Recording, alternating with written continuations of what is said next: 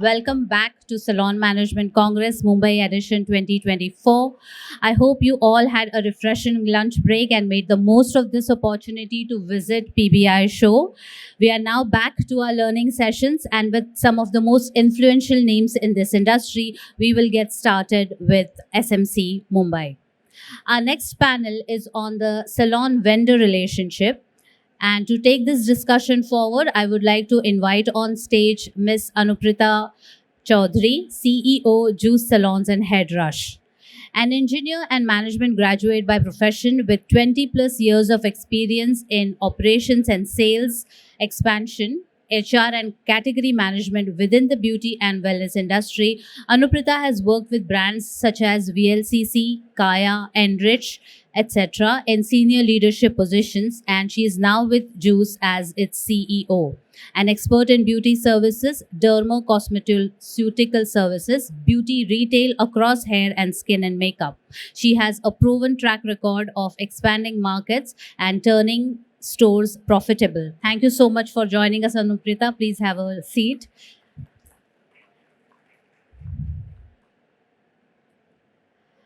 My next speaker is Ms. Vaishakhi Haria, hairstylist, educator, entrepreneur, director, Splash Salons, and co-founder of Very V Salons as creative ambassador of Schwarzkopf Professional. Vaishakhi, an illustrious hairstylist, embarked on her remarkable journey in the hairdressing industry at just 17 years of age. She established her first salon in 2009, setting the stage for her multifaceted career in salons, education, photo shoots, and editorials. Please have a seat, Vaishakhi. Thank you so much for joining us today. Vaishakhi's guiding philosophy is take it easy, and it reflects in her approach to life, staying composed in the face of challenging and embracing imperfections with grace. Next, I would like to invite on stage Mr. Aankith Aroraa. Hi, Aankith. The CEO of Streamline Beauty India. To him, we owe the easy access to brands such as Olaplex and Kevin Murphy. Taking the game of hair care to the next level, he has given to the industry a homegrown brand called 310X. He is appreciated by everyone in the industry for his constant support and innovations. Can we have a round of applause for Aankith, please? My next speaker is Mr. Mahesh Ravaria, CEO and founder, Beauty Garage Professional. Under his guidance, Beauty Garage Professional was given the award for Best Manufacturer of Natural Beauty and Makeup Products by ASSOCHAM, as well as the Best Manufacturer of Hair Care Products by National Feather Awards. Mahesh and Jigar Ravaria have also received the 40 Under 40 by Entrepreneurs India for the hair care industry category. Thank you so much for joining us today, Mahesh. And my final panelist for today is Dharmesh. Dharmesh Hingorani, also known as Dodo. He's the co-founder of Zido Salon. Famously known as Dodo the Barber, Dharmesh began his career in 2005, having studied at the London School of Barbering. He has worked with celebrities from the entertainment world as well as various local and international brands. He is currently a proud team member of the iconic creative team. He'll be joining us in a couple of minutes, so we shall get the session started in the meantime. He's on his way. So thank you so much, speakers, for joining me here today. And as you know, our topic is vendor and salon relationships. So as of now, we have two salon people and two vendors here. But I must say that vendor is an outdated term. You are more like brand collaborators and brand partners now. So with that new note in mind, we will continue talking about the relationship between the two. So I'll like to start with you, Vaishakhi. So why is it important for a salon to have a good relationship with the brand partners? Yes, I think it is. Yeah. Hi, everybody. Hello. Hi. So I'm Vaishakhi, and thank you for having me here. It's actually, to keep it very crisp, I think the brand and the salon go hand in hand, and we give a lot of importance to our clients and our customers, but it's actually the brand that is more of a backbone which makes the service more unique, and it creates a better experience for the client and the services. So having a relationship with the brand is, I think, of utmost importance, because every time we are stuck, they are just one call away. And to be honest, nowadays it's become so amazing with the brands that there is instant help available. So we are not left in limbo at any given point of time. And that's how, instantly the brand and the salon grows together. I think that's why it's What important. kind of help is available? First, for me, the most important is education. And education wise, all the good brands are really available to help, because there are many times you get stuck, and there are many times some treatments or some services backfire, and that's exactly when they are available for us. And I think the relationship between us plays an important role over there. Okay, thank you, Vaishakhi. Anuprita, what would you like to add? Sorry. Hi, this is Anuprita. Thank you for having me here. So I second what Vaishakhi is saying. Is the most important part for us to have a very good relationship with our brand partners is, A, we get an exclusivity. We get to have a knowledge of anything which is first launched. So while anything which is first launched, it gives us an edge over our business, which is a very competitive advantage, because it sets us time. While we say they are vendors, but they are actually brand partners, which they help us to plan the marketing module completely, to plan the launches completely. We are totally dependent on them to give us freebies so that we can give it to our customers as a first-hand experience, where they can experience the services, where the customer feels awed by the whole experience and the kind of brand days that they create. So those brand days help us giving a boost to our business, where a customer feels that, oh, they're being pampered, not at our cost, but the brand cost, of course. And they feel that, oh, the salon is doing so much for us, but we are putting the pressure on the brands to give us a lot of freebies, where we capitalize on that and we try and create our business, where the customer feels ki, oh, the salon is doing for us. So whatever steady stream of customers regularly what we have coming to our salons, they build a relationship with us, simultaneously and parallelly building a relationship with the brand as well. So although we go through our brand partners, but we are the face of the brand for our customers, because they relate to the brand with us.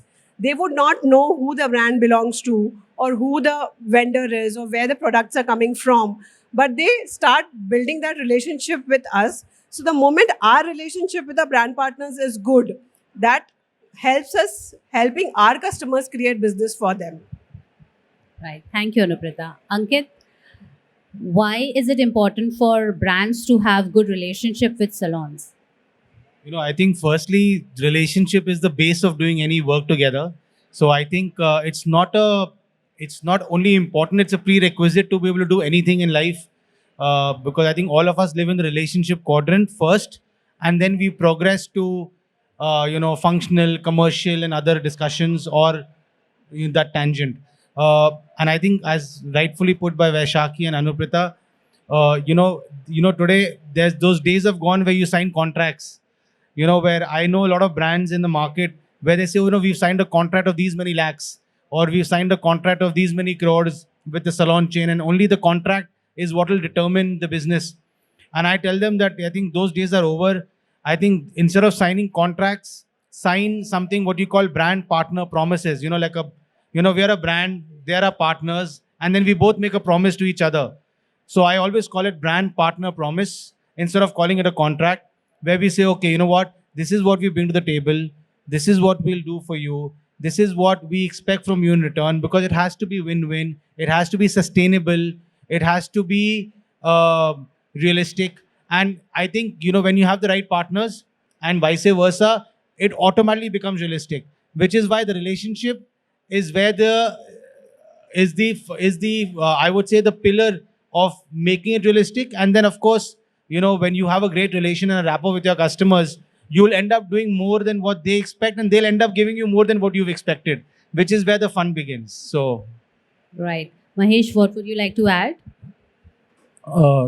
Almost all the points are covered from here. But one small thing which I would like to add is definitely the relationship with the vendor or brand partner, what is rightly explained.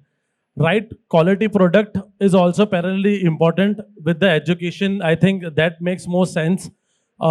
Relationship will build only with the quality of the product. What I believe is, I think Salon will also agree to that. Getting a right product, getting a right ingredient, putting in everything on one place, giving a good packaging, and presenting the product with a good relationship. I think then only the brand and salon both can get success. That's all. Right. Thank you, Mahesh. Vaishakhi, coming back to you, what kind of support do you look at when you decide to partner with a distributor or with a brand? So, like I mentioned in the first question, it's actually interconnected. And like Aankith said, it's the relationship which matters. I just feel that when, as an artist, I work on the floor, I need to be fully thorough with what I'm doing. And also because I'm an educator, that enhancement on the education bit will be very high from my side. Talking about benefits and discounts and all the monetary benefits, they are always going to be a part and parcel of the commitment with the brand and the salon. But I just feel that the industry excels when the product has the quality standards, along with imparting that amount of education for the artist to use it for the stylist, for the clients.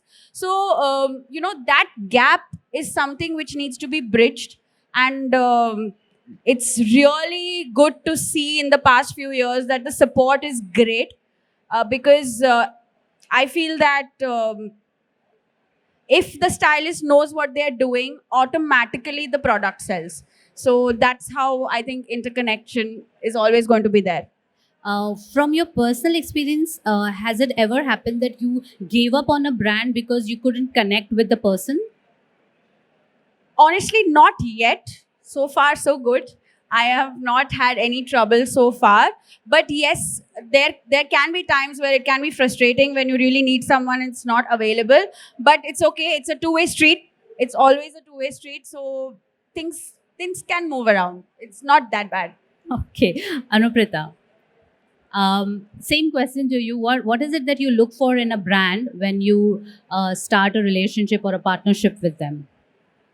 So yes, of course, as rightly said by everyone, first we look for a product, then the results. The product has to be really good, has to have a demand in the market, because with the changing times, what we are also facing is the consumer is more aware than what we would be.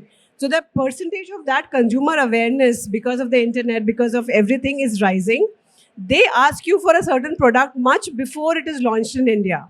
So that's the consumer hype that gets created by the brands globally, and the consumer starts demanding it. So the examples are Huda Beauty, and those are the brands which were created, and even the millennials and the Gen Z started asking for it before it could be launched in India.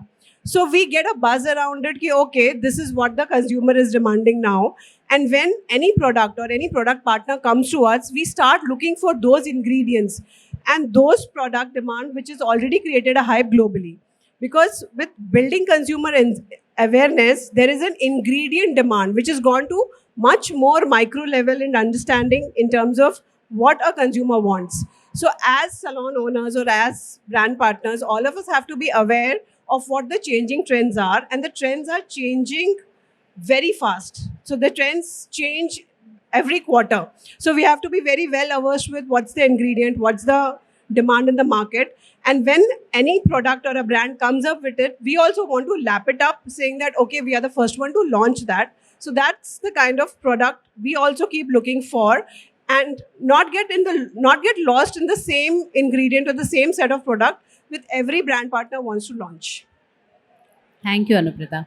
Aankith, what is it that you look for in your salon partners when you decide to have a business deal with them? When we want to choose a salon partner, we obviously want to keep in mind working with those partners who can handle the brand respectfully. We don't want to work with a partner that's going to undercut or discount the brand, or put it into wholesale, because the consumer, as she rightly said, is very discerning. They know what the latest trends are. They know what they want. Yeah. And if we have what it takes for them to give it to the consumer, we would obviously choose our partners very carefully. Ones who value education, ones who value marketing. How she mentioned that it's not just about us selling a product. There's also a demand generation activation that needs to happen. It's not about placing the product. It's about creating a 360-degree value proposition so that there is consumer demand, consumer queries coming to them, and then providing the education, providing them the in-salon events, providing them all of that ammunition to grow. And then we choose the partners keeping in mind the ones that can actually enjoy the benefits of what we actually have to offer, because their mindset has to be similar to ours in terms of building the brand, building the clientele, which is their consumer base, and building the equity of the service they offer as well as the product that is being used to offer that service. So we always take that in mind. All right. Thank you. Mahesh. Acha. So, what I think the consumer has a different phasing. We have all type of salons in the market available, where we define as a brand, we define A, B, C, D category of salons. As being a brand owner, so we always keep a segment little different, so that problem, basically what salon normally faces, they don't counter that problem during the salon. Like this product is available in this salon also, who is charging X amount of money for the treatment, and B salon is charging the same product with a very low amount of value. So we, as a brand, everyone has to maintain that point where salon can earn more from their service, because retail is one segment. I think salon majorly focuses more in the service. So I think that all things also makes alignment with the brand and the innovation. Major focus with the brand when you are into manufacturing. So we focus more into innovation. What trend, which is going to come after 5 years in India? How we can get that trend right now? That's our ideation, what we sense by going to an international market, seeing what trend is going on over there. Because normally what happens, any trend is going in European market. To come from there to here, it takes like 3 to 4 to 5 years. But with the innovation, with the ingredient, the alignment, we can get that thing more closer, so that everyone in India can use that product and the sense, that taste. India is a big consumer market for each and everyone. All international brands want to come in India and do their business. We being an Indian entrepreneur and we being an Indian, like how Aankith has launched his own brand, and we are doing it from last year. So I think this is the right time to change, wherein that Make in India product can be also an international global products. We started export also recently. So I think this is the time is changing, and I think this makes more beautiful for India market and for the Indian brand owners and the salons as well. Right? Absolutely, absolutely. So my next question, I would want your perspective first, and then we move on to the salon guys. What challenges do you face when you are dealing with brands? बहुत discount मांगते हैं? Discount? Say. No, the genuine answer I'll give you.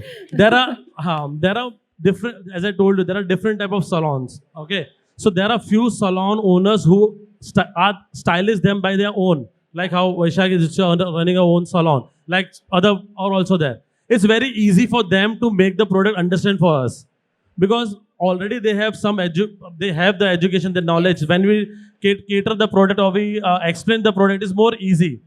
And there are few salons who doesn't know anything, but as an investment point of the salon is there.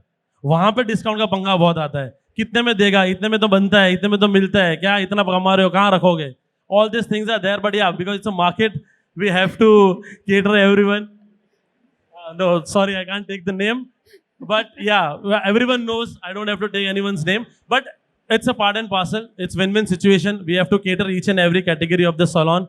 As a brand, we try to keep separate segments for each and every salon.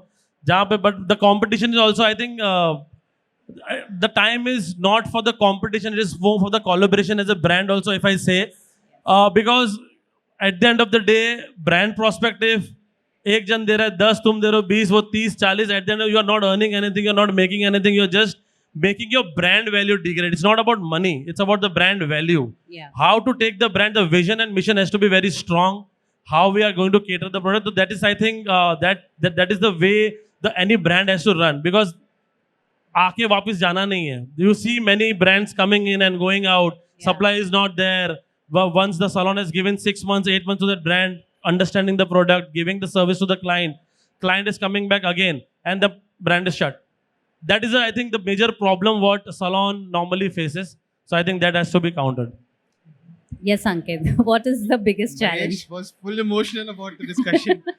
But I think I will answer this differently just Yeah. to compliment him. Uh, every customer has a different requirement. You know, as he rightly said, some customers ask for more discount, some ask for less discount. I think nobody is wrong here because everybody has their own needs. So if it's a stylist owned salon, him or her, what they need is a platform. They need one, a great product, some great marketing. They need a platform to showcase their work to maybe a global audience, and they need the right commercials. For a chain account, the need is different. Yeah. The need is commercials because they have a different machinery running that, they have a different structure running that chain. They have maybe a staff strength of 2,000 people.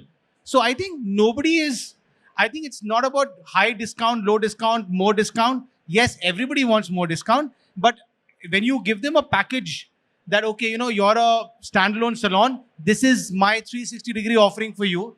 You're a chain account, this is my 360-degree offering for you. I think in the end, everyone goes back happy. Sometimes the brands do go back unhappy. But it is part and parcel of life. But, in the whole process of building the brand, there'll always be ups and downs. There'll always be challenges. And there'll always be these chaotic discussions and fun discussions. So it's a package. I always say... So you're saying it should be customized? Sorry? Your It is deal should always be customized. Yeah. I don't think Mahesh or me go into any meeting with a pre-planned agenda. I think the planning is 20%. 80% is on the table discussion, depending on the customer's overall outlook on the business, depending on that day's mood. It is true, and depending on a lot of variables. And then if you go and start your meeting with a good discussion, like let's have some vada pav and coffee, it becomes easier. So typically when I go to all my chain salons, I say, or my standalone salons, I said, okay, you know what? Get me a coffee, get me a vada pav. I think that's a great conversation opener. And if the customer is looking busy and you call for tea or coffee, you're definitely bound to get more time. So you start conversations basis that. So it's all customized. Right. That was some great tips there. Anuprita, coming to you, what are the challenges that you face while dealing with brands? So, as rightly said, since we're talking commercials, for a chain salon, since I'm going to talk about chain salons, for us, commercials matter because every time with a product, we have to look at the COP, we have to look at the rising cost of the employee, which is rising every year. Along with that, all our overheads, right, from rent, electricity, everything. So when we try and take out a per service cost, which I would say some 5-6 years back was more profitable versus what we are now, we really have to cut corners. And hence we start demanding more commercials from the brand people, is because our overall margins get lowered because of the rising cost. So rising employee costs, the overheads, the rent, the electricity, everything goes up, plus the incentives as well. So that's one demand and one challenge is that we face.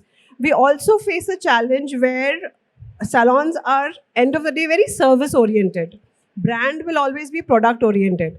So get a semblance between the service and the product, and also convince our technicians that how important a product selling is while you're doing a service as well. So that involves a lot of time from our end, even the brand ends, to educate them how to sell, how to have, because we cannot have a different marketing spend for a product to go. So that marketing spend again involves the brand partners to invest, or we will have to keep the product lying on the shelf. So that overall, we have to realize that technicians will always be service oriented, and to push a product, it is not only the brand partners, but even the salon partners that have to put in a lot of effort to get their technicians moving the products. Right. Vaishakhi, before I come to you, I would like to invite Dharmesh on stage. Please. Yes, Vaishakhi. He got delayed because he was trying to crack a commercial deal with another brand on the floor.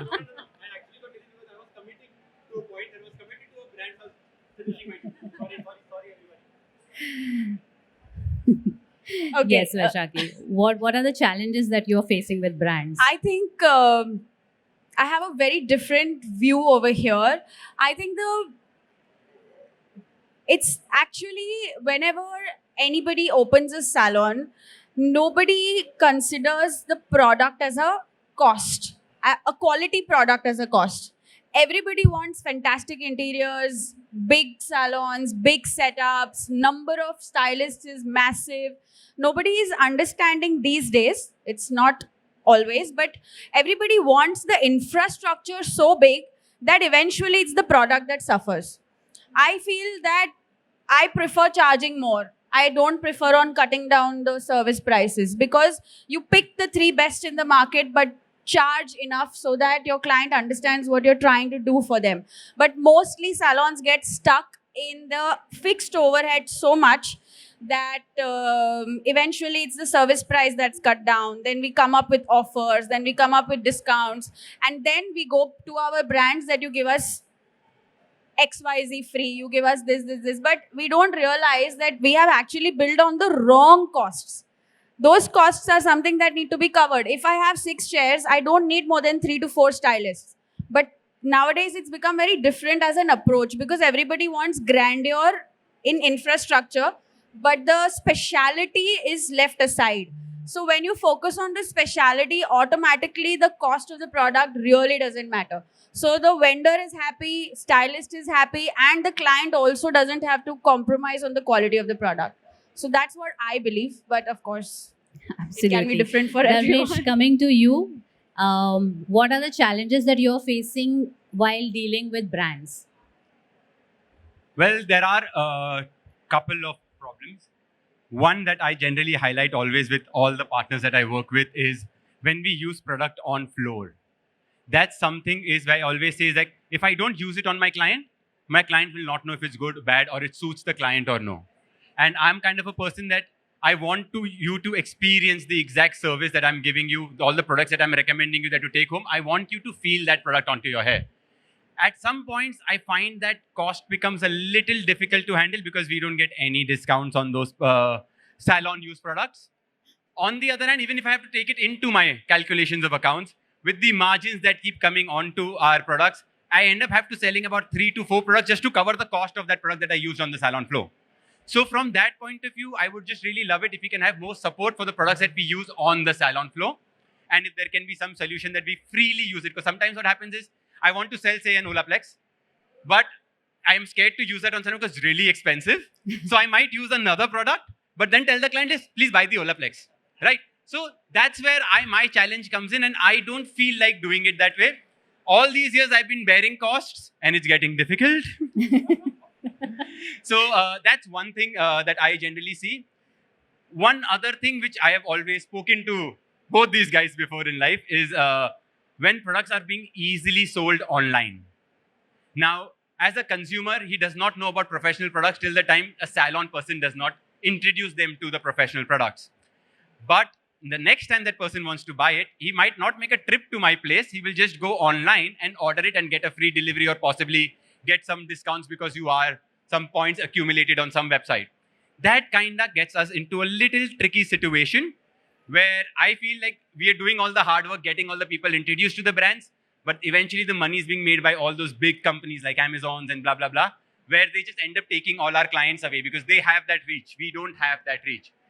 I don't know. We've always struggled to find a middle ground for this because it's completely not in your control, completely not in clients. It's advantages for clients also that you're getting an easy product home. But I wish we can find some solution here where both of us can benefit without the client being troubled as well. So if we can have something there, it would be amazing. All right. Can we have something there? What do you guys have to say?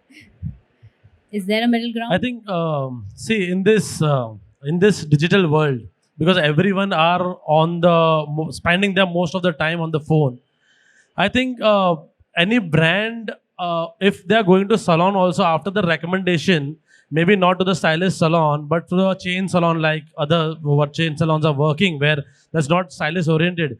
Any product when you suggest, they are going to go and check on the browser. They will go and check the reviews. So I think it's not about discount what we are providing them. It's more about the brand awareness, where we as a brand has to be there, where people will review the product. They can come to know what the product is about. But we will not sell the product in discount. We can sell it on MRP. Is it okay with that? So for us, we always try to maintain, because I'm from a retail background, and we have when Amazon came here in India first time 2013, we were the person, me and my brother, who listed the product on Amazon. So we know the synergy, how the online is going to work. The brand awareness from the digital platform is more faster. So we have to be there. And parallelly to support Salon, we can keep the cap that we are not going to sell on MRP, and we'll give you little more discount, so you can sell it little bit discounted price to the consumer. लिखवा के लेते हैं. So, I mean, I understand the awareness is very important. Can we have awareness and not sales?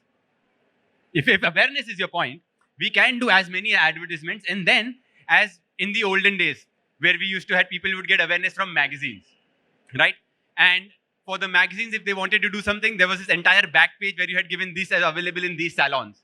So if you're doing awareness, we can then aware the people that, so these are our partners, you can buy it from these guys. Would be a little more appreciative. Sorry. Dodo has had Glucon-D 2 glasses and come here. He's joined the session late, but he's caught up very fast. Okay. So I think, on both their points, I think very valid. If I was a hairdresser, I would not want to work hard for a brand and then see it sell online. But let me tell you the reality.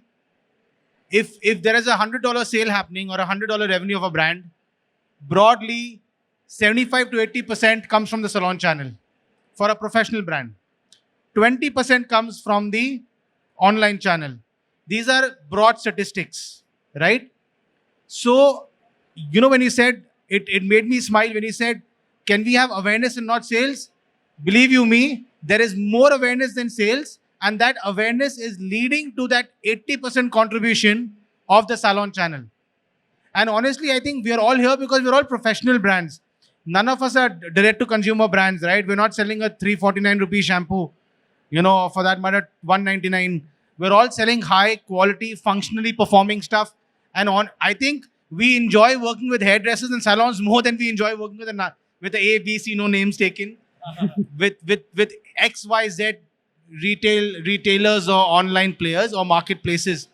Because this is where the emotions are. This is where the connect is. This is where the relationship is. Over there, it's terms of trade. Over here, it's everything plus terms of trade plus. So to correct you, 80% of the sale is coming from the stylist, from the chains, from the standalone, from the salon channel. So there is a lot of awareness happening, awareness building happening, and sometimes availability doesn't really mean sales. It means, the brand is strong, it's known, and hence it's available everywhere. So it's an omni-channel strategy. But as professional brands, I can vouch for myself as well as for Mahesh that we're very focused on the salon channel. Thank you, Aankith. Can you guys at least clap for, everyone's sleeping. Yeah, he's come with so much energy. We need some more energy in the room. Vaishakhi, now that we are talking about sales, how do you think brands can help salons improve their retail sales?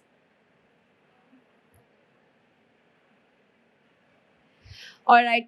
Just to conclude with what you said, I have accepted the fact that we cannot stop online sales because that's how the industry is moving. What I have come to also understand is that your X amount of footfall per day, if we have even 30% being converted in product purchase on a daily basis, is more than enough to buy us the goodwill. And the second purchase may or may not happen inside the salon. But if they like the product and they bought it for the second time, we earned the goodwill of recommending the product. So I feel that, because we are heading to a world where digital is going to be the bread and butter for everything, it's just that our focus should be X number of people are coming to the salon today. My percentage of sales will be so and so. And then the rotation just keeps going 365 days. So I think it should be a balance because there's no running away from it, to be honest. Also, I think, we have to realize as hairdressers, as salons, we have more time with the consumer on the chair than the consumer spends on Instagram in those 30 seconds flipping or that few minutes flipping and deciding what product to buy. Yeah, but you know what? Yes, but there are 1,000 things happening on Instagram. But when they're on your chair, it's only you. It's only the gossip that you do with them and what you get back. It's only the product that you consult to them while you're giving them that consultation or that massage if the hairdresser is doing a massage on the hair.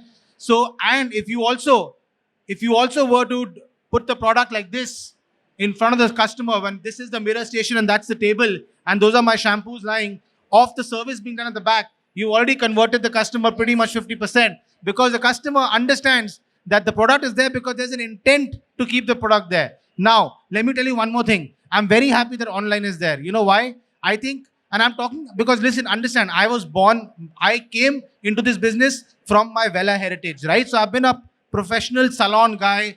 My marketing team and me, when we sit in the room, right? One of them is in the room right now. She is talking to me about D2C. I'm like, I don't understand D2C. I understand salons. What are you doing for salons? Then she tells me, okay, what are the budgets? I said, I only have budgets for salons. I don't have budgets for other things. So there's always that to and fro. Having said that, and I kind of skipped that really good point I wanted to make, but having said that, I'm glad this is there because I think everyone had got very complacent. Even hairdressers became very complacent, right? Because you own that consumer, you own that customer. Until they were not buying from anyone else, you were not even selling as much. Maybe today your sales have gone up more because you're more aware that, oh my God, I don't want to lose that 30% revenue share. I cannot be complacent. I cannot survive just on the service revenue. I need to convert that client into retail. Right? So I'm happy that this has happened. No, I mean, if not, then it has to happen. Because we can't live on past laurels. We need to crack it. We need to step up. Honestly, who wants to lose out to the big retail players? No, nobody, none of us. None of us. We want the hairdressers to be more motivated, to be more driven to sell. Right? And I see that trend increasing. I see retail sales going up. Right? Yeah. And imagine if that bottle of water wasn't lying in front of me, I wouldn't be grabbing another one to drink it because I'm thirsty. And I'm thirsty. I can't wait to go outside to drink. It's available, so I'm going to drink it now. Which is what we need to do in salons with retail. Anuprita, can you please add to this? No, I agree on Aankith's point as well because as a technician or as a stylist, you get a lot of time with the consumer. You can always prescribe. When we say prescribe a product, there has to be a prescription. So the prescription should be designed in such a way that, okay, 3 months, this is how your scalp is behaving. This is the product you require to use. But after 3 months, please come back to me for a consultation. When the technician or the stylist would say that to a consumer, then the customer knows that, oh, I have to go back to an expert to again show my scalp, which won't be available to him online. Nobody is going to check that scalp for him. Nobody is going to check what the hair strand is, what is the weather, what exactly you need to know, what stress you're going through. You will talk out with your stylist. It is like a therapy to them. So when they're talking out and they know this is the condition, they can always suggest that, okay, this is a prescription and you needed to use it for 3 months. We will change the product after 3 months. And after 3 months, you please come back again and try this product. So if the stylist is good or the technician is good, the consumer always remains in the hand of that stylist and would always vouch for his advice rather than going in for online. They do check the discount online, but the moment the customer the stylist would suggest, they will go, oh, but they are giving me 10% and they are giving me 15%. And at times we lose the sale there. Or if we have some offers, we can offer them. But there is always that thing. They will take the consultation and then they will go back online to take it. On that point, if I don't know what my scalp type is, and trust me, I don't. Being in the product business, I don't. And like Vaishakhi said, it's also about earning the goodwill of the client. If you earn the goodwill of the client, they will come back and buy from you because they know that what you will suggest to them is what's right for them. Right? I'm not buying a head and shoulder shampoo that is for dandruff, right? I'm buying probably a scalp shampoo from Beauty Garage, which is for a specific scalp type. Right? Paytm kar dena for promoting the brand. So, which is for a specific scalp type, right? And I believe these guys have different scalp types, right? Now, if I'm an online consumer, I won't know whether I want to buy the orange or the pink or the green or the purple. So it's the hairdresser who will say that this is what your scalp type needs, and along with this is what you need for complementing your hair type, etc., etc., etc. We have that power as hairdressers and as salons to make that happen. Online cannot, right? I ordered a shirt last week for a family event, and I ordered extra large thinking it'll be right for me. It was twice the size, and I couldn't judge it. I couldn't gauge it. My point is, we all make mistakes when we order online. So it's an experiment.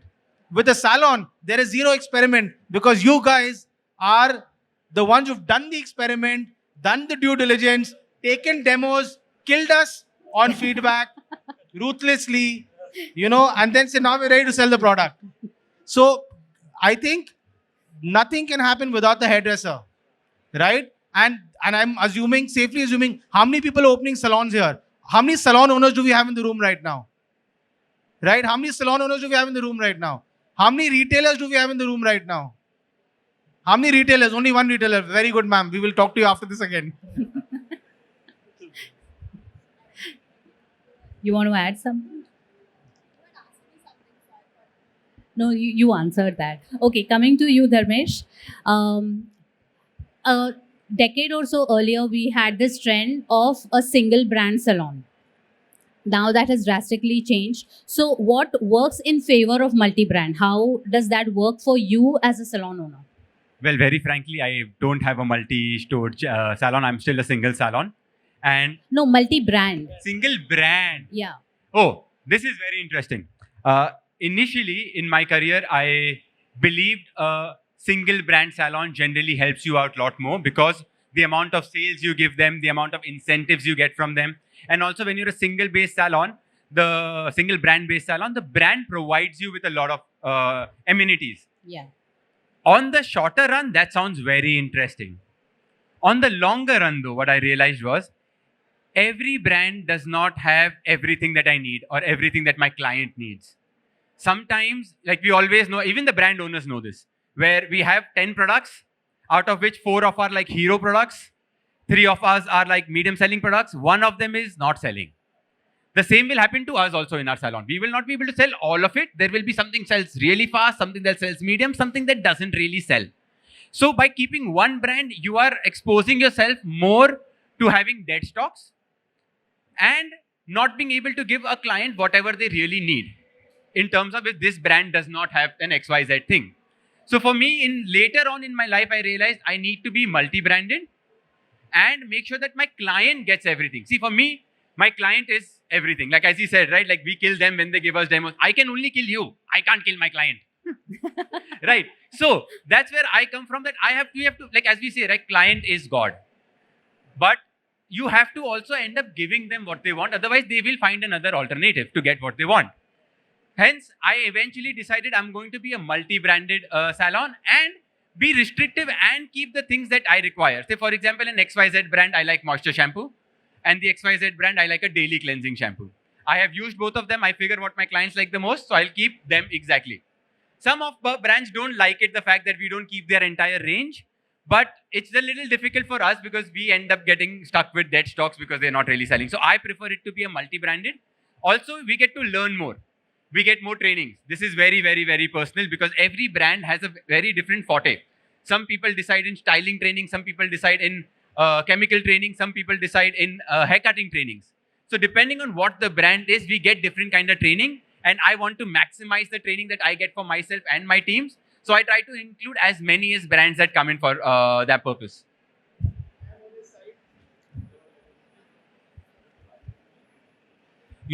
I as a brand owner, as a brand person, I am completely against exclusive brand salons. I don't want my brand to be the only brand in that salon. No. And I'm trying to change this mindset step by step to all change, to all salon owners. You are a hair factory. You should be using the best of all worlds. You don't have to only use our brand. You should use other brands that have something better than what we have and vice versa. Right? And I think, as he rightly said in the starting, people used to think, oh, if I stick with one brand, I'll end up getting a better deal or I'll end up getting more support. But that's temporary. It's like going to a restaurant asking for Coke but saying, sorry sir, sirf Pepsi milegi. And believe me, I don't know how many of you genuinely get pissed off. I like thumbs up, let's say, and if I see, he says, nahi, yahan pe to sirf Coke hai. So it is that frustrating factor. So that is how consumers feel if they want a particular product or a service and they're like, nahi, hum to XYZ salon hai. Right? So I think I am completely in support of what Dodo just said, right? That salons should be multi-branded. They should have more to offer and they should make all the brand partners deliver for them because your consumer is God for you and you are God for us, right? And it's a chain. And I always tell salons, we cannot survive without you. So if some brand comes and tells you, I want an exclusive contract and I will only work with you if you are exclusive with me. Otherwise, I'll not give you this X brand or this K brand or this Y brand. I think you should tell them to shut up because you are not dependent on a brand. You are dependent on your consumer. And we being a B2B professional brand, we are dependent on you to take the best of all brands and let the best person win is the theory. Right. I'd just like to add a sentence over there. Yes. I feel we always started off with one brand. Whenever we started our career, we got our classics, our foundation through one particular brand. And then gradually with time, because we got digitalized and the exposure levels were very high, I had to come to a point where I had to pick multiple brands and have them available in the salon. So I was in an education seminar and somebody pointed out this line to me. The best known is always better than the best. It has a very impactful meaning. The point here is if your consumer knows 10 brands and you don't have them, then having the best one also doesn't make sense because you don't have what they need. So that's what I would like to. I really love that line. The best known is always better than the best. And on that context, I'll say a willing customer is better than a winning customer, which means, and I'll explain that. A new brand, we are willing to support. We may not be the winning big conglomerates of the world. So willing is better than winning because we will go out of our way to support you guys. And I like that analogy you said. I'm going to use it in the next...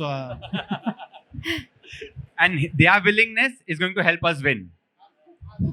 Absolutely. So thank you for concluding that, Dodo. Unfortunately, we don't have time for Q&A after this round. So this brings us to the end of the session. So thank you so much for being a lovely panel. Can we have a round of applause for our speakers here? Thank you so much. And I would like to present you with a memento. So please step forward.